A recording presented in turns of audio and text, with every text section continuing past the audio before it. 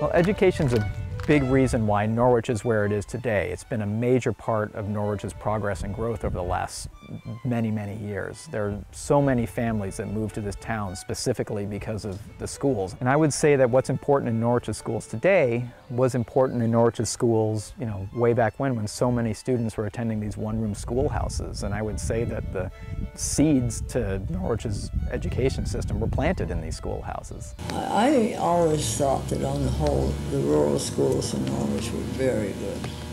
Well, first we moved up to Corinth, and then we moved to Pompanusic. That's where I went to school. I went to the Pompanusic school in the village of Pompanusic. I started in the fall of 1939 in the first grade. I attended the Root District School because it was the closest one. Then my father was transferred to Germany, and so my mother and I came up here and we lived with her folks, Allison and Sprague Slack on the Turnpike Road, the second house north of the old schoolhouse, which was at the intersection of Needham and Turnpike Road. I was on the Turnpike Road, Turnpike School, 8 years. I don't know, it just seemed a happy place to be because we were all sort of enmeshed in the great Turnpike School.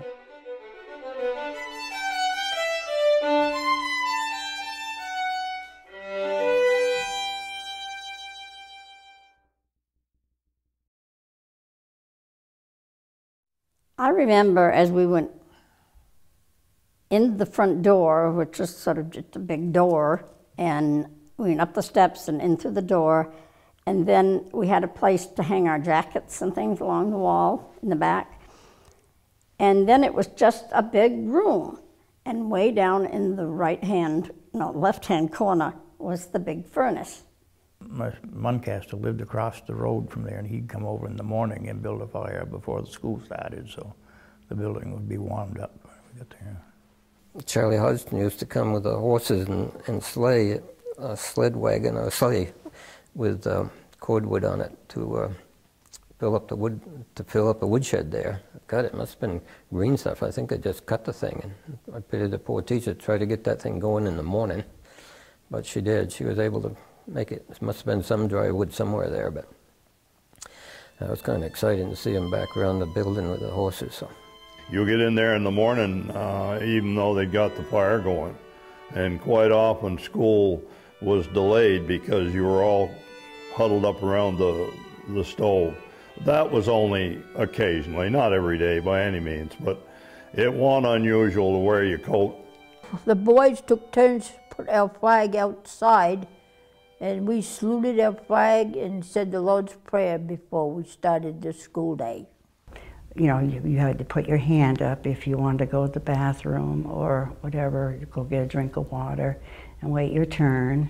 So many of them had chores to do when they got home and work on the, they lived on farms in the rural area and they had work to do at night, so they didn't, they didn't have time on their hands to do homework. The first schoolhouse I went to burned down. And I believe it burned down when I was in the 3rd grade. While we had no school, there was a gentleman that had a big farm right at the bottom of the hill where we were down. He opened up his 2 front rooms in his house. He had a big house. But the school was split between the 2 with 1 teacher. That was kind of tough. But that's where we were until the 2nd schoolhouse was built. And I think I went back when I was in the 5th grade.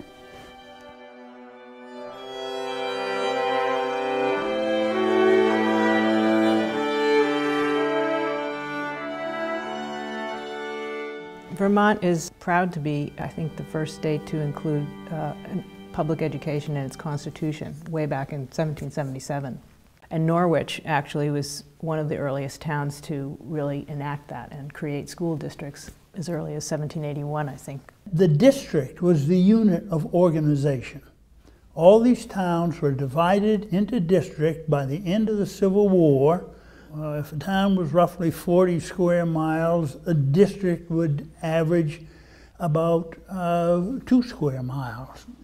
And they all were created for very practical, functional purposes to allow people who lived in the community to be able to walk to school. The district school, or your one-room school, was the major community building for neighborhood at a time in an agricultural society when neighborhood relations were of central importance. If you had a barn raising, if you wanted to have a dance, you wanted to celebrate something, you had a wedding, it was the neighborhood, not the town. Settlement patterns were pretty much spread out, more spread out than they are now, where they're more concentrated into villages. And each district was in charge of, hiring the teacher, paying for it, raising the money to build it, and then controlled all the finances and the standards for each school.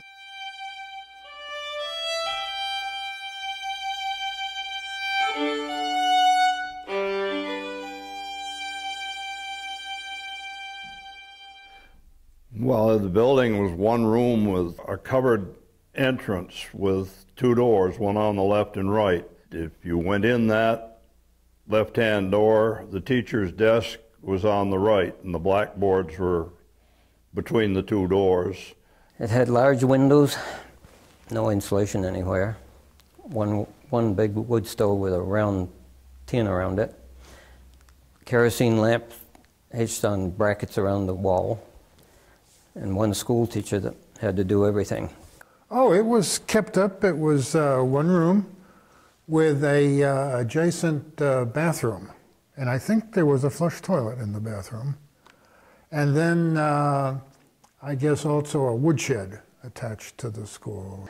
They had a basement, and the heating system, whatever it was, I never went down to see it, was on down there.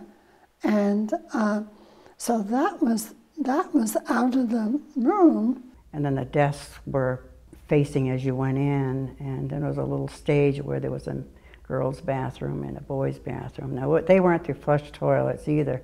I don't know where it went. I guess they did have water. It's all one unit. You had your desk, and then you had a swivel chair. And then there was a round thing on top that had a little inkwell in it. Then you had your lid to put your books and stuff inside. The little slots where you hold your pencil.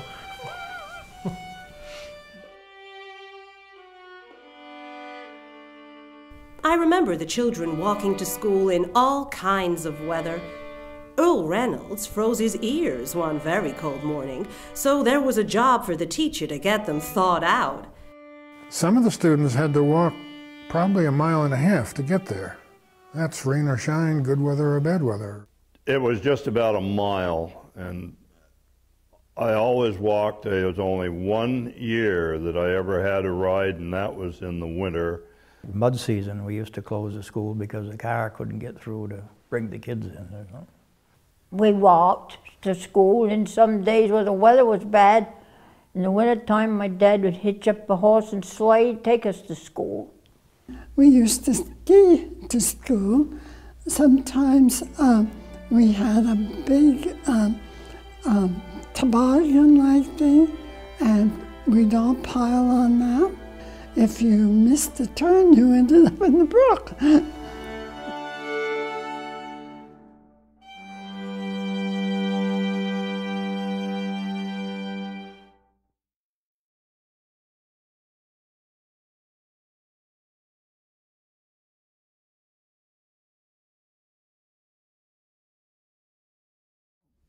Women basically were easier to maintain a discipline according to what was conceived as their conception of moral standards. There was dress codes. There were women, teachers were not allowed to date, basically, no hanging out in the bars. Each district had its own school committee, and they were in charge. And they were elected at town meeting.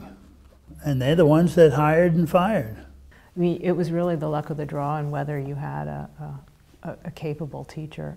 One of the other movements in Vermont for upgrading the schools was the teacher education and the rise of the normal school, which is a teacher's college, basically. The first one I taught in was in New Boston, and that was in 1931 to 1930. No, wait a minute, 1930 to 1931, and then I came to Root District in 1931 and stayed till 1942. I think my salary at New Boston in 1930 was $18 a week. First day at school, she had her name on the blackboard, and she introduced herself as Emma MacDonald, a red-headed Irish girl. And now we will all join in and sing Old MacDonald's Farm just to get it passed, and then we'll go to work, or words to that effect.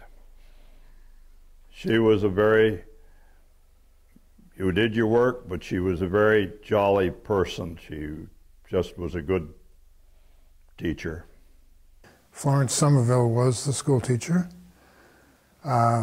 Wonderful person, respected by the students, beloved by everybody. And even after, in later years, she was an active member of the community and highly regarded by everybody at the time. We had Miss Sears, Miss Stella Sears.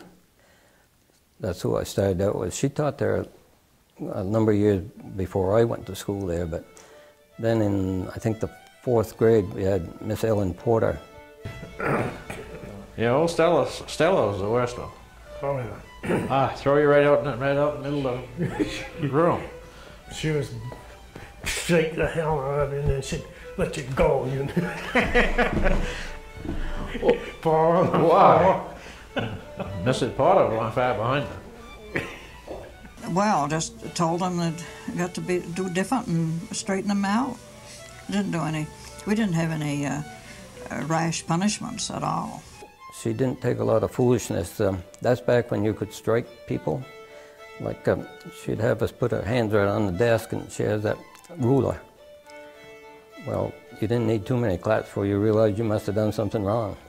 We had a dunce stool, and we had to go down. I'd never had to sit on that stool, thank goodness. And she had this hat, the dunce hat. She'd put it on, sit on the top, and you had to sit there. They wouldn't let you do that nowadays. When I put the girl's pigtail in the inkwell, it wasn't a good thing.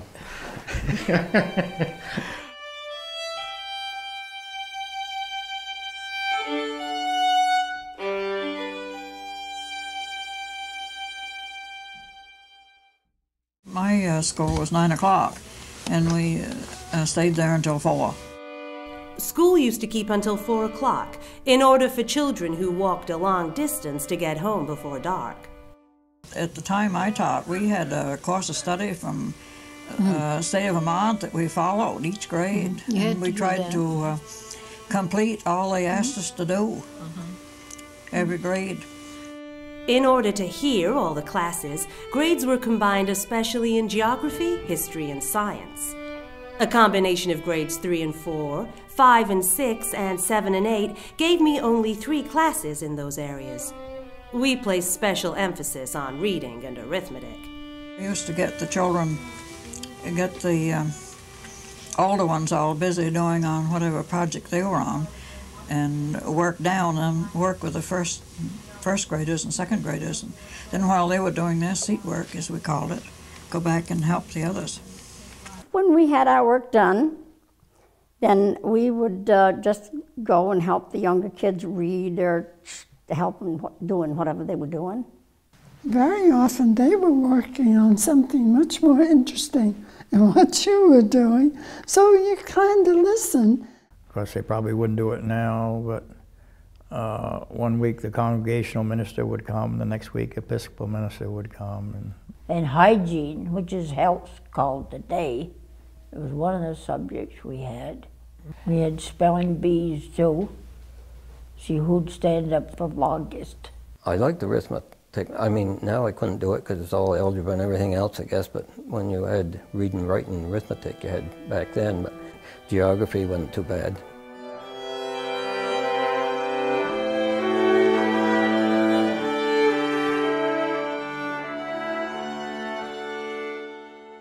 Of course, there was no refrigerator there, and we drank milk. We always had milk, so we each had a little jar of milk, and there was a little brook that ran behind the school, and that's where we'd put our milk in the jars, so to keep it cool.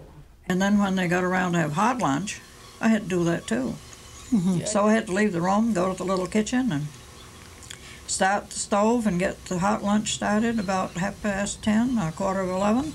It was a one-dish meal, usually. Sometimes it would be a soup, or a casserole, or baked beans. We carried some lunch, but we had hot plates, and they used to get like government surplus foods too, you know, I remember, and they would usually cook something for lunch there, so. But all my family, we had to go home for lunch.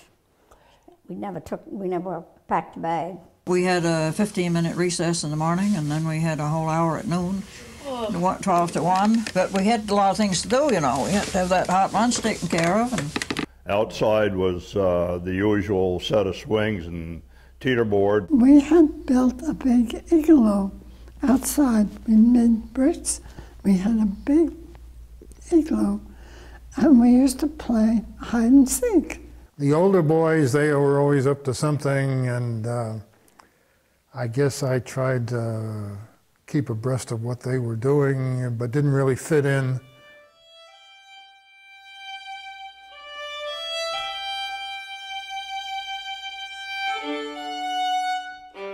We drew names for Christmas, swapped names. And the ones you got, you had to buy them a little gift. Usually some of the older kids, one year I was one of them, went out and got the Christmas tree somewheres around on local land. And they'd set up and decorate a tree and have a little Christmas pageant. Wallace Waterman was generally Santa Claus. He wants your typical. Wallace was well over 6 feet, and he didn't have a lot of extra meat on him anywheres. So he was a rather slender Santa Claus, but at Valentine's, we had to send a Valentine to everybody in the school so that everybody got a Valentine. So we all picked a bouquet of lilacs and we walked about, well, it was less than a half a mile down the road to the bridge that goes over the river. And we all dropped in the flowers. So that, you know, for the soldiers that had died.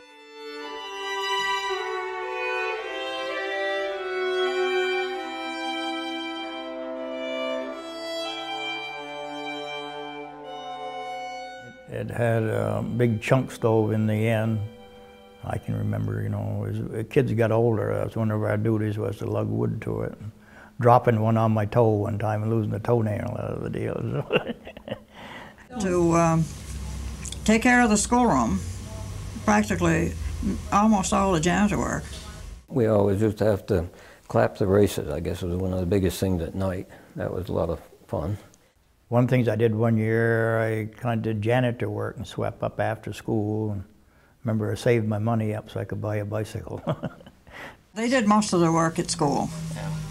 Of course, they had things to hunt up, find, and bring in, and so forth, but we didn't have the homework the way they do it today. Most everything you were able to get done in school, or at least I was.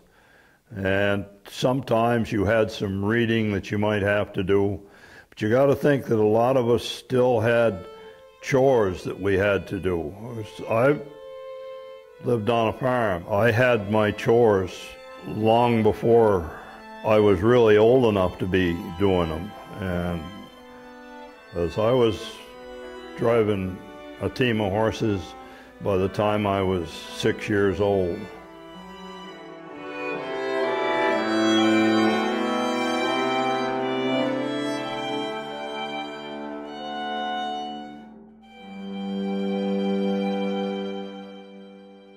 In Vermont, the process of weakening these district schools began in really the 1880s, where the state began to establish general superintendencies and evaluating. I mean, it was a gradual process and requiring teachers to have certain qualifications. State Board of Education, in conjunction with the Health Department, started instituting health standards, sanitary and health standards for schools overall, and especially for these rural schools. And the test included not only things that had to do with how many seats there are, if there's a bathroom, if there's running water, how much light there is, but also factors on the books, on the level of how the kids were doing, even on how much they paid the teachers and how well they were supported in the community.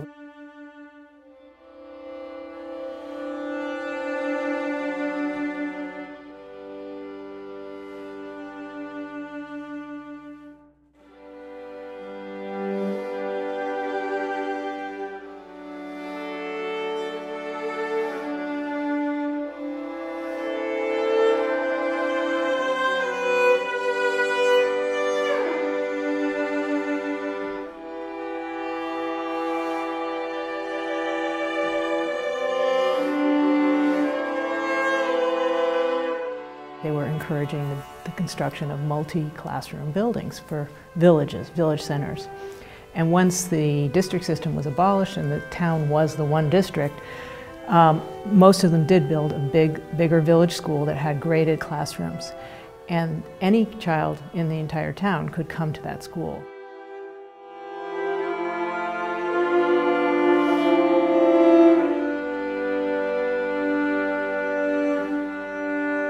When we went to Norwich when I was in the 4th grade, it was like, oh, this is too much for me. It just seemed I was really a different planet because we were all sort of enmeshed in the great Turnpike School. Oh, I was petrified. I mean, going from a one-room school, even to go down there and take my exams, I mean, I looked around Marion Cross School and I would think, oh my gosh, you know, what's high school going to be like? Because we were never taken over there and go through, you know, have orientation like they do now. And if I hadn't had my friend Marilyn at that time, I don't think I'd have made it.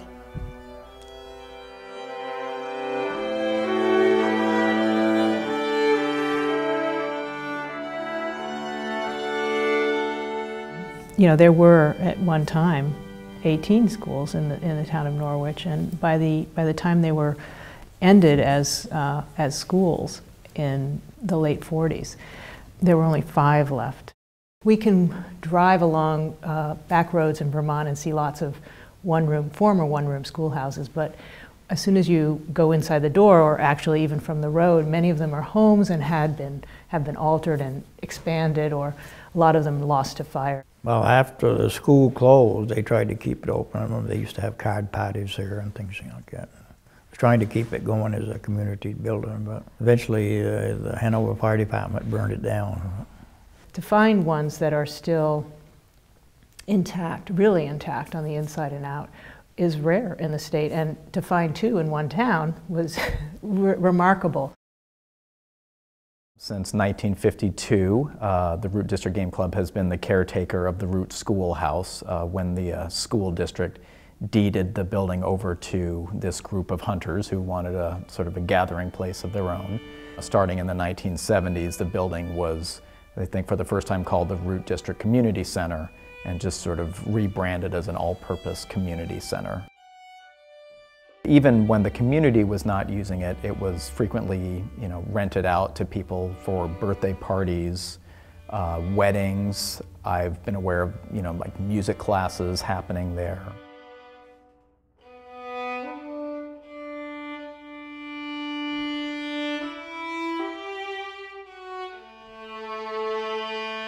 In 2011, it was determined that the foundation had deteriorated so much that it was not safe to necessarily host large gatherings in there.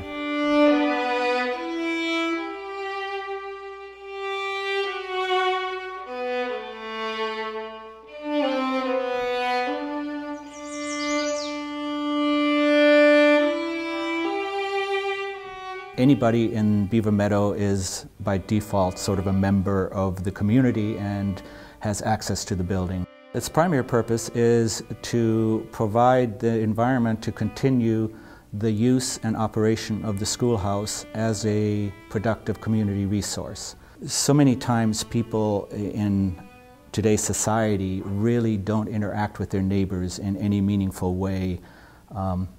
This provides an opportunity for people to get together for a common cause. They share the locality, they share the immediate concerns that they have in the meadow, and they have a common goal in preserving the building and utilizing it. And when we have things like the Christmas parties and the Halloween parties, we tend to get pretty high attendance, and people bring their children, and we are now at the point where those little tykes that first showed up when we moved into the meadow are bringing their little tykes. And so there's a continuum that is, I think, hard to find these days. Both these schools had been very much anchors in their communities while they had been schools in the 20th century, and as soon as they became no longer used as schools, they were immediately sort of embraced by their communities as community centers.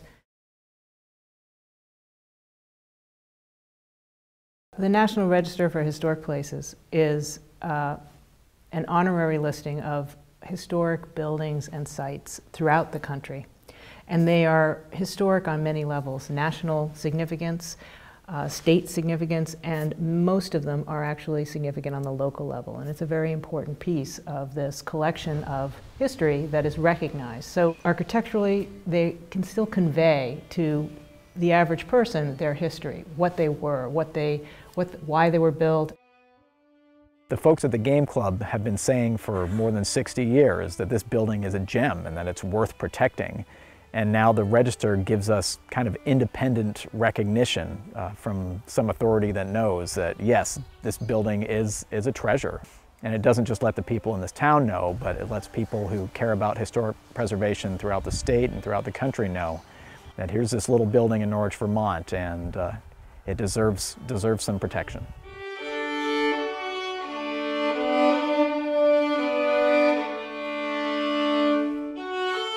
And I'm sure that many outstanding people evolved from the system. Certainly looking back upon it, I think we can say that it must have been extremely difficult for one teacher to try to cover 6 grades at one time. And probably impossible to do as well as we can do today, where we have focus on one age group and a curriculum that's laid out and designed for that age group. But people went through the system, and they went on and went to college and did all kinds of things, and they made it work.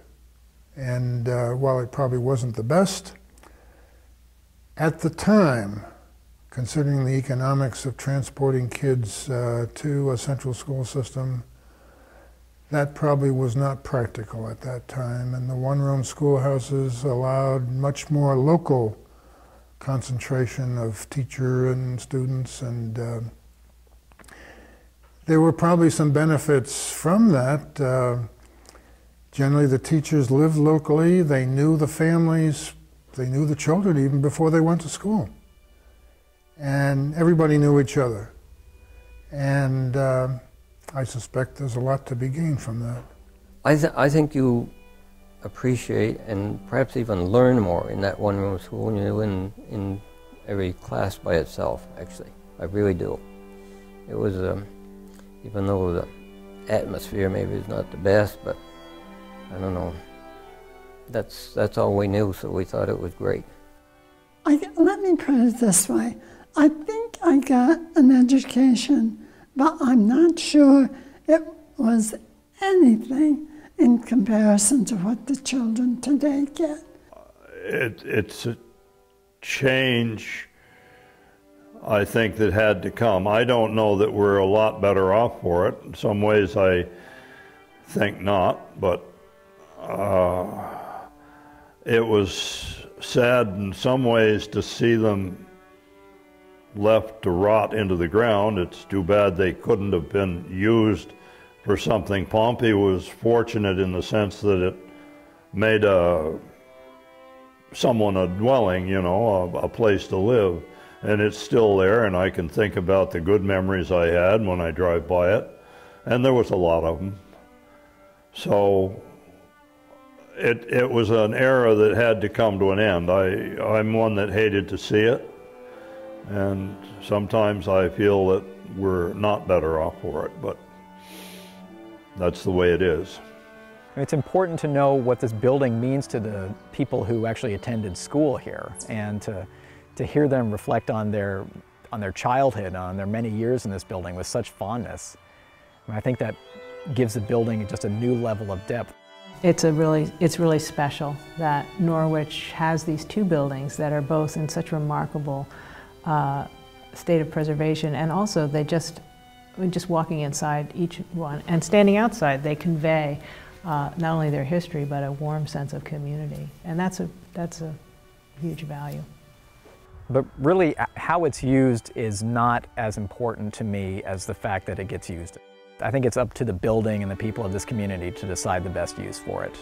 But really, given the way it has served this community for so long and in so many different ways, I think it's earned the right to have a future.